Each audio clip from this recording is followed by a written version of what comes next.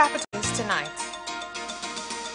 The Parliament plans not to work with CAG Professor Saad for showing contempt to Parliament. President Kenyatta launches digital registration of all citizens.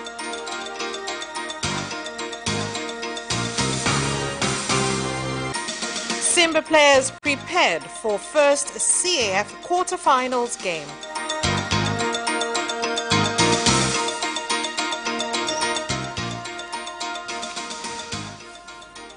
Good evening. This is Capital News at 9:30. My name is Vanessa Victor. Let's get started with the national news. The Parliament has planned not to work with the Controller and Auditor General, CAG, Professor Musa Assad, after satisfying itself that the statement he gave while he was in the United States of America, that the Parliament is weak, and it has also stopped from taking part in 2 meetings, Kawe MP Halima Mdee, for the same offence.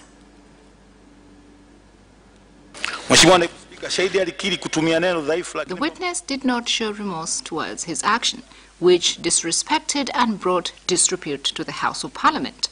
Therefore, the committee has proven that the witness had intention to bring the House of Parliament into disrepute in the general public eyes and others who had absolute faith in the House.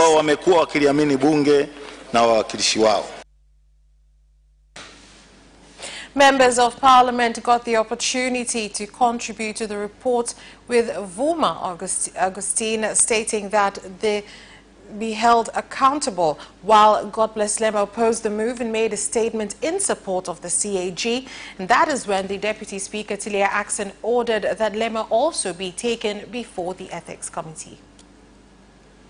I support the motion that we are not ready to work with him.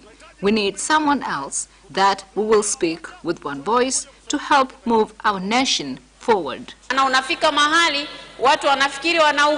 is the abuse of power. People are not allowed to speak freely, as well as their representative. We've decided to walk out because this sort of behavior is still prevalent. But we are showing solidarity to Honorable Halima Mdee too. Following the directives and how the Member of Parliament Halima Mdee's issue was decided upon, opposition MPs refused to continue and went outside, where Freeman Mbowe discussed the decisions that had been made. Why is the government failing to sit with villagers in the concerned villages rather than wasting time in court while people are suffering? President John Magufuli has instructed that 780 buyers of cashew nuts who purchased the crop illegally should be paid. That is, if they admit to having bought the crop illegally. President Magufuli gave this statement while laying the foundation stone for the construction of Mtwara Regional Airport. While he was still in Mtwara region, President Magufuli gave 5 days to Ministers of Finance and Works, Transport and Communications, Philip Mpango, as well as Engineer Isaac Kamwelwe, to ensure that the contractor who carried out the expansion of the airport is paid as soon as possible. Those who will admit that they bought their cashew nuts, which was taken by the government, and that they made the mistake of buying them somewhere else so that they can get a profit, and now they're asking the government to pay them, I command you now to also look at them and pay them. I know many have done this business, including my own CCM chairman for the region. I recognize that making a mistake is a mistake, but repeating a mistake is also another type of mistake. Mtwara Airport has been in use for almost 67 years without extensive renovation. Therefore, the expansion going on could not have happened at a better time and has been eagerly awaited by stakeholders for a long time. The laying of the foundation stone is a clear indication that your government, Honorable President, is working to serve its people. Honorable President, the Mtwara Airport is one, amongst others, strategically placed for security of our nation and is a catalyst in business and movement of people here in Tanzania and in neighboring countries. wa kawaida wa abiria wa kanda hii ya kusini na nchi jirani. 2 people have died and 35 others have been injured in an accident involving a car carrying technicians of an electricity-producing project in Rusumo Ngara district, Kagera region, while it was headed towards the project site. Gari hili lilikuwa linatoka kwenye kambi ya wafanyakazi wanaojenga. The car was coming from a camp of the site of this project where the project's constructors were heading to their site. The driver of this car is known as Nyonzima Celestine, and he is 41 years of age. While it was heading to the site from the camp, it reached a steep slope, and the driver could not control the car, so it veered off the road, and it flipped and caused the deaths of 2 people and a total of 35 injuries. 23 of these injured people are Burundis, 9 of them are Tanzanians, and 3 of them are Rwandans. 9 ni wa Tanzania na 3 ni Wanyarwanda. A large pole that sends electricity in Chalinze district and Mlandizi from Ubungo station has fallen in Kibamba after unknown individuals stole equipment connecting the pole and causing TANESCO loss of 400 million shillings. But for those from Morogoro to Chalinze and Ubungo to Morogoro have not been affected. But there is only one line. Tunamshukuru Mungu kwa sababu ya. We are grateful that infrastructure-wise customers have not been affected because they now can be supplied with electricity from other stations. What has to be done now is to repair the damage here as soon as possible. Kitu ambacho tutakiwa kukifanya ni kurudishia miundombinu ya hapa haraka haraka. Tanzania and the government of Libya have agreed to enter into lengthy discussions aimed at going through all investment projects that were being conducted by the government of Libya in the country before the civil war in their country, as well as to look into new areas of investment. Mazungumzo yetu yamekuwa mazuri sana. I would like to say that our talks have been very good.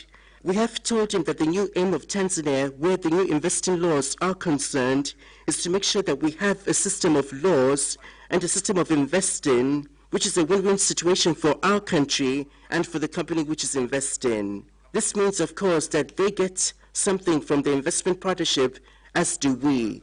Contrary to the former system, where they were getting almost everything, while the country was not. We are in voice of our National Accord Committee, government, sorry, and we are carrying a letter, 2 letters or 2 messages, one from our President of Presidential Accord, National Accord Government, to Honorable Excellency, the President of Tanzania, Mr. Magufuli, and also a message from our Foreign Minister to Tanzanian Foreign Minister. And we are, the main of the 2 messages, we are to tell the Tanzanian government we are very keen and we are ready to sit together and find the ways to enhance and improve our bilateral relation, which we had really historic relation, and we are ready and very keen to enhance it and improve it. Yes, now we heard from Excellency, the atmosphere here is very ready for more investment, and we are ready to invest more and more.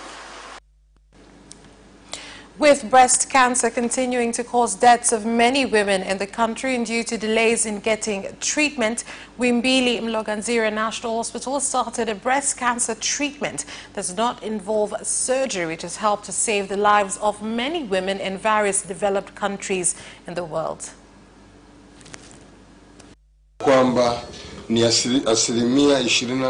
I would like to say that the study shows that although many women in the developed world die from cancer, it also shows that many women in the third world also die from cancer as well.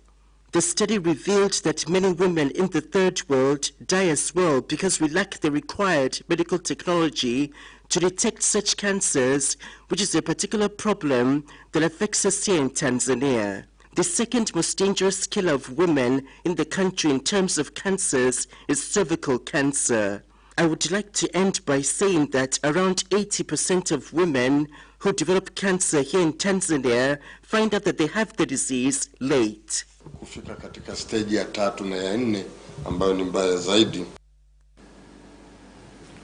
Vice President Samia Suluhu Hassan has said that the government has launched new significant strategies to oversee scrap metal after discovering that the business contributes significantly to the sabotage of government infrastructure, including metal pipes that are used to transport water.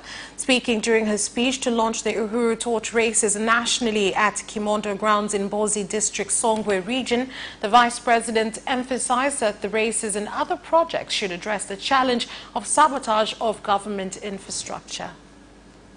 I've spoken about the interference of water infrastructure. My office has started a strategic plan to control scrap metal trade, knowing that it is a big contributor in damage caused to development infrastructure, including water, road, and other areas. I urge you to work with the government in ensuring that water infrastructure is protected so that we can access water today and tomorrow. I commend the people of Songwe. I've witnessed all the lighting of the torch ceremonies in the country since 2016. But let me tell you this, the turn-up here today is exceptional. I commend you for coming to witness this great event. The people of Songwe, our greatest challenge is the lack of water. We request Honorable President to address this. Honorable Vice President, in the 5 municipal councils, there are 30 development projects in Mbozi, Songwe, Iledi, and Momba, as well as Tunduma, of which all of them will be visited. And projects have a total worth of 11.40 billion shillings.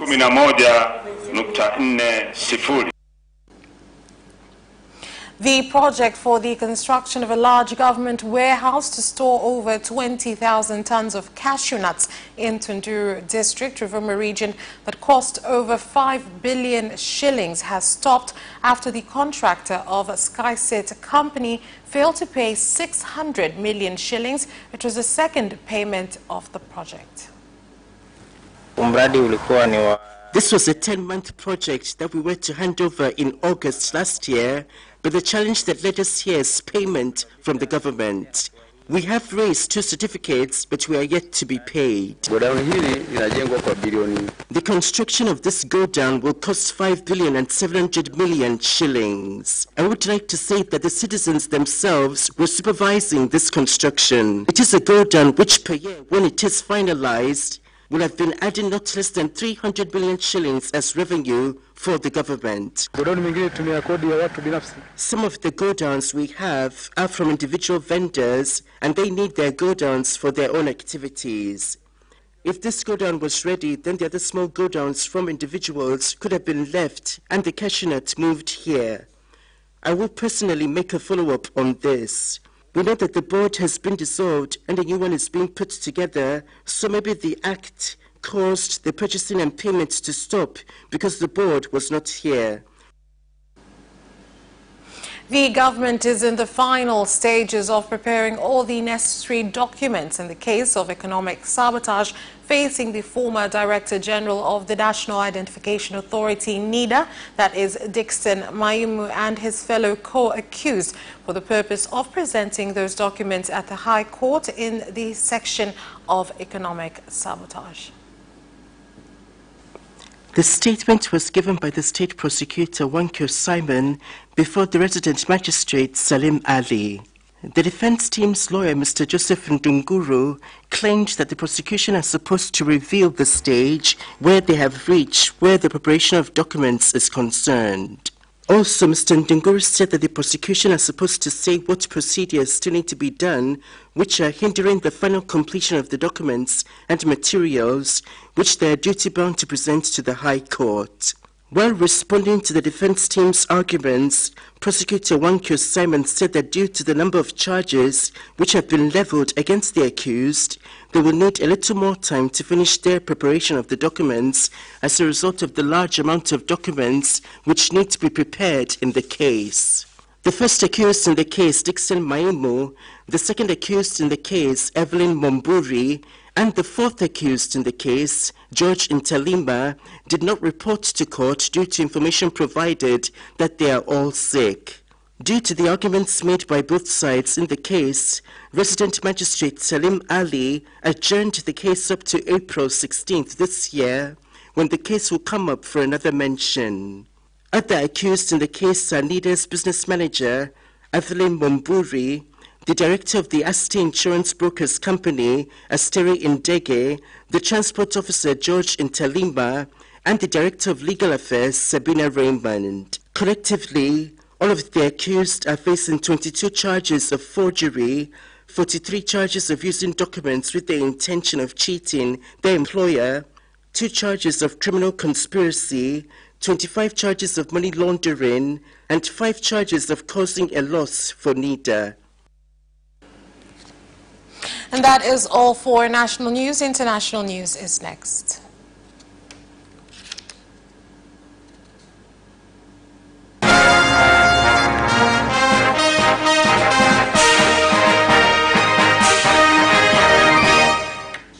And in international news, the President of Kenya, Uhuru Kenyatta, has launched the registration exercise of its citizens as well as that of foreign nationals living in Kenya through the famous digital system, the National Integrated Identity Management System, NIMS, today at Machakos, which is located 61 kilometers away from Nairobi. Our registration station is very simple. We just have a biometric kit with a power bank for extra power, the acknowledgement slips. We have a small cotton cloth for wiping the device when we take fingerprints, and these are the forms. Muhimu wa siku ya leo ni ya kwamba tuwatangaza ya kwamba Mkenya pahali popote alipo. The importance of this day is that we are announcing that every Kenyan should register themselves anywhere to receive government services. It is not necessary to go back to your home grounds. For example, Honorable Raila Odinga is in Mombasa registering himself today. We are ending tribalism in this country. We should not accept to be led astray by a few people who do not wish well for this nation. I was shocked when I heard people associating this registration exercise with Satanism. There have been so many misinterpretations and ideologies formulated against this move. A group of members of parliament in Uganda have demanded that the ban set by the Minister of Youth and Children in the country, stopping musicians under the age of 18 from engaging in any form of music business, be revoked. We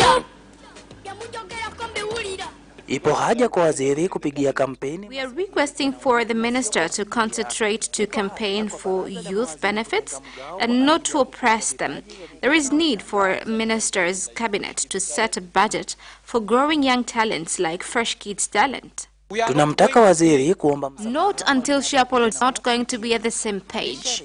So please, Minister, kindly apologize for failing to fulfill your responsibilities.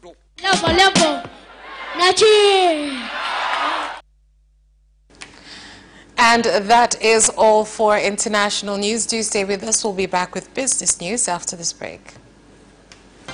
Watch Business Edition as we talk to business leaders and experts in sectors that are transforming Tanzania's economy. To be rich, I have to be a business person.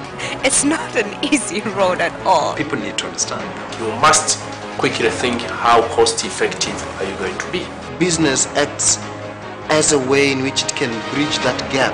Business Edition will keep you informed on latest developments in the financial sector, extractive industry, tourism, agriculture, energy, construction, and so much more. Meet entrepreneurs who create employment opportunities. Watch Business Edition on Friday at 8:15 p.m.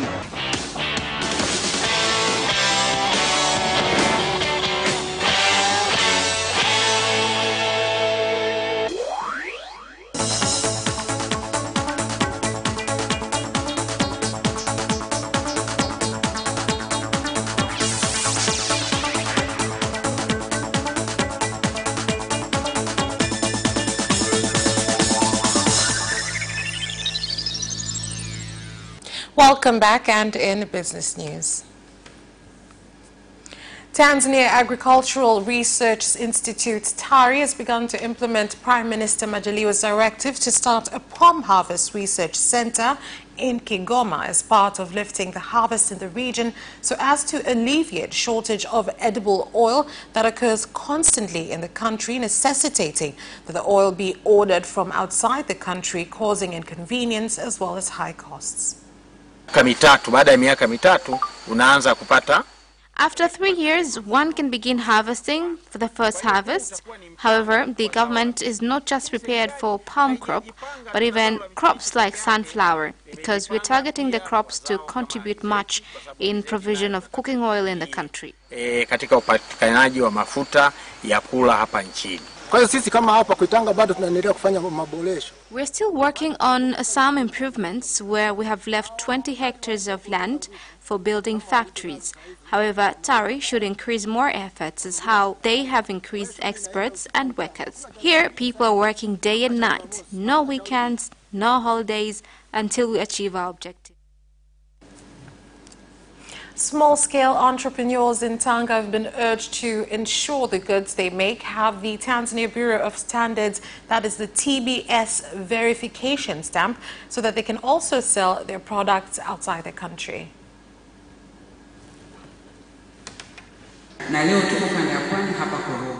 The aim of this campaign is to meet with entrepreneurs and teach you about procedures on how one can be able to get his or her products certified by TBS. Where currently certification for small entrepreneurs is free for a period of 3 years. We know that there have been some misinterpretations, especially at district level. That is why we are here today.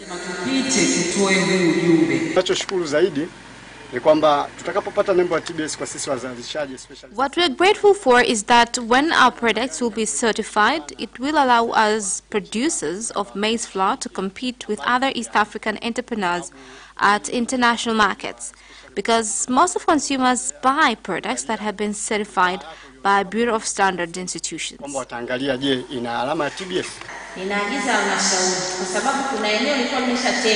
I am directing the council to hand over the land that was set special for entrepreneurs in Kilole, so that entrepreneurs can begin using the space for their activities as well as building entrepreneurs center. This directive should be fulfilled within 2 weeks, and the land should be divided according to what they produce, so that the products made in Korogwe can meet standards set by TBS and allow us to compete at international markets. A group of tourism agents and journalists from countries in Southern Asia have arrived in the country upon the invitation of the Tourism Board. This visit is aimed at enabling them to see for themselves the tourist attractions that Tanzania offers so that they can promote them in their own countries. Organized a special advertising tour by inviting 22 advertising agencies and journalists from Malaysia, Indonesia, Philippines and Thailand. These guests will be in the country for 6 days to visit some of our tourist attractions, including Arusha City, Ngorongoro and Serengeti.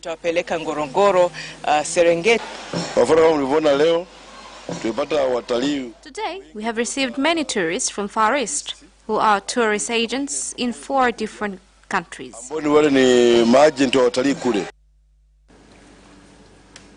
That's all for business news. Sports is next.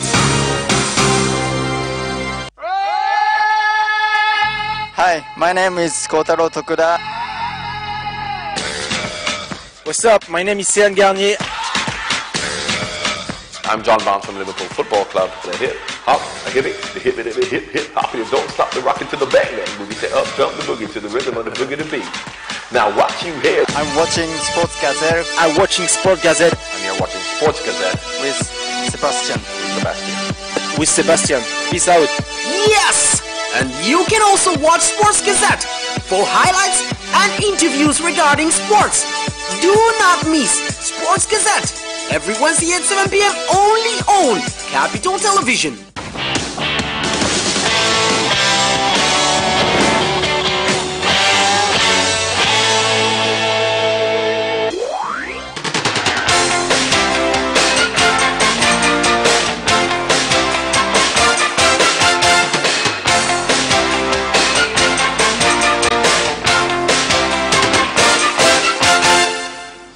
And on to sports. Simba Sports Club management says that all players are well prepared for the first CAF Champions League quarter-finals game against TP Mazembe on Saturday at the National Stadium in Dar es Salaam.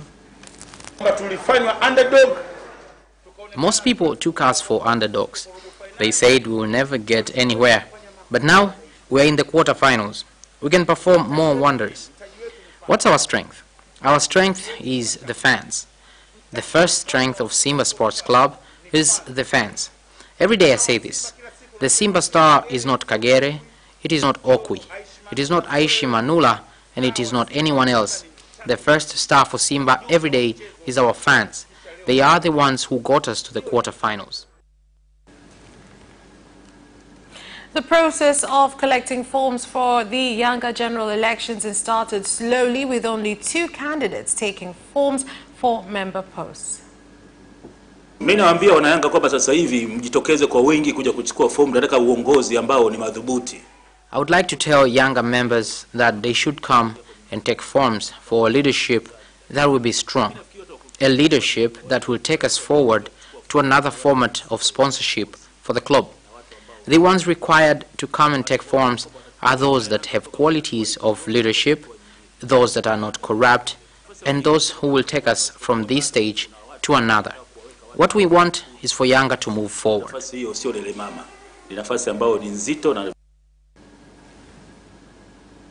Video assistant referee system VAR replays will be displayed to fans during this season's FA Cup semi-finals at Wembley if a decision is overturned. VAR's decision will be announced on the big screen before a definitive video clip is shown. It comes after criticism that decisions are sometimes unclear for fans inside stadiums.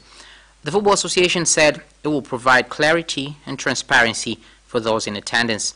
The FA Cup has been at the forefront VAR testing process in England, and this is the next step in its development, said Andy Ambler, the FA's Director of Professional Game Relations.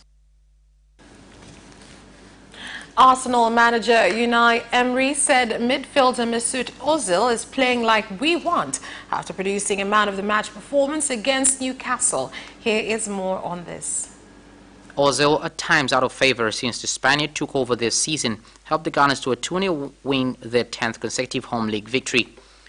I like how every player is playing, and Mesut, with his quality, is helping us and giving us his work, he said. Also, individual moments and skills, he has the capacity to help us. Prior to Monday's win, Ozil had only started 3 league games since Boxing Day. In February, Emery stated that the German had to be consistent in training and in matches without being injured or sick. He later added that the midfielder will continue to be rotated. Northumbria Police is investigating an alleged incident involving England goalkeeper Jordan Pickford. Here is more on this story. Social media appears to show the Everton player, who's 25 years old, involved in a fracas on a street. The police received a report of a disturbance involving a large group of individuals on the Townsend Road, Sunderland, a spokesperson said. Inquiries are ongoing to determine the circumstances surrounding the incident and locate those involved. They added nobody is believed to have been seriously injured and no arrests have been made. And that sports item ends our news bulletin. On behalf of everyone who created this bulletin for you, my name is Vanessa Victor. Thank you for watching and have a good night.